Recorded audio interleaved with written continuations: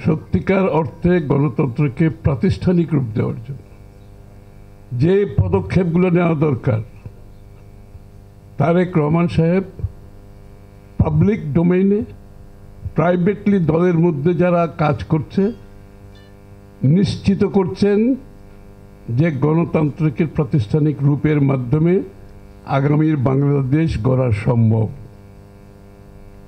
সেই ক্ষেত্রে যে সংস্কারের কথা বলা হচ্ছে, যারা সংস্কারের জন্য এখন অতি উৎসাহী হয়ে উঠছেন, সকলের জানা উচিত, অবগত থাকা উচিত, এই উদ্যোগ দেশনেত্রী বেগম খালেদা জিয়া ভিশন 2030 মাধ্যমে নিয়েছেন 2016 সালে, এবং সেটা বাংলাদেশ হাসিনা পরবর্তী বাংলাদেশ কি হবে, কি করতে হবে সেটাকে মাথায় রেখে করেছেন।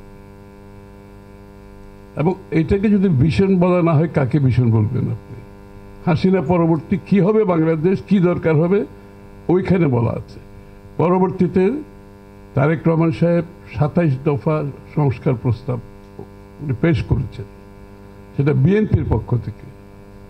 এই 27 দফাতে মূলত বাংলাদেশ আবার হাসিনা পরবর্তী বাংলাদেশ কোথায় যাবে সেই রূপরেখা পরিষ্কারভাবে দেওয়া হচ্ছে, সব কিছু এর মধ্যে ইনক্লুডেড আছে। কিন্তু পরবর্তীতে আমরা যখন যুগপৎ আন্দোলনে গেলাম, আমাদের যুগপথে আমাদের সাথে যারা এসছেন তাদের কিছু চিন্তা ভাবনা ওনারা বলেছেন, যেটা আমরা ইনকর্পোরেট করে 31 দফা সংস্কার প্রস্তাব প্রস্তুত করেছি। এটা হাসিনা যাওয়ার আরো 1-1.5 বছর আগের কথা বলছি আমি। তখন কিন্তু অন্য কোনো দল সংস্কারের কথাটা মুখ দিয়েই বের করেনি। অনেকে আবার আন্দোলনে ছিল, আবার ছিল না, আমি তার এর থেকে বেশি বলার দরকার নেই। সুতরাং সংস্কারের প্রস্তাবটা আনার সাহসই করে নেই। হাসিনা পরবর্তী বাংলাদেশ কোথায় যাবে সেটা তাদের ধারণায় পর্যন্ত আসে নাই যখন তারেক রহমান সাহেব 31 দফা দিয়েছেন।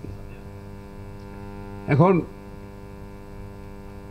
উনি যে গণতন্ত্রকে প্রাতিষ্ঠানিক রূপ দেওয়ার জন্য কিছু ওনার ভাবনা, তার মধ্যে একটা হচ্ছে ইনক্লুসিভ পলিটিক্স, অর্থাৎ অন্তর্ভুক্তিমূলক একটি রাজনীতি উনি করতে চাচ্ছেন বাংলাদেশে, যাতে সকলের জন্য একটা, সেটা সরকারে থাকলেও স্পেস থাকতে হবে, বিরোধী দলে থাকলেও স্পেস থাকতে হবে। বাংলাদেশের সবচেয়ে বড় প্রবলেম হচ্ছে উইনার টেকস অল। যারা ক্ষমতায় যায় তাদের জন্য সমস্ত বাংলাদেশের মালিকানা তাদের হাতে চলে যায়।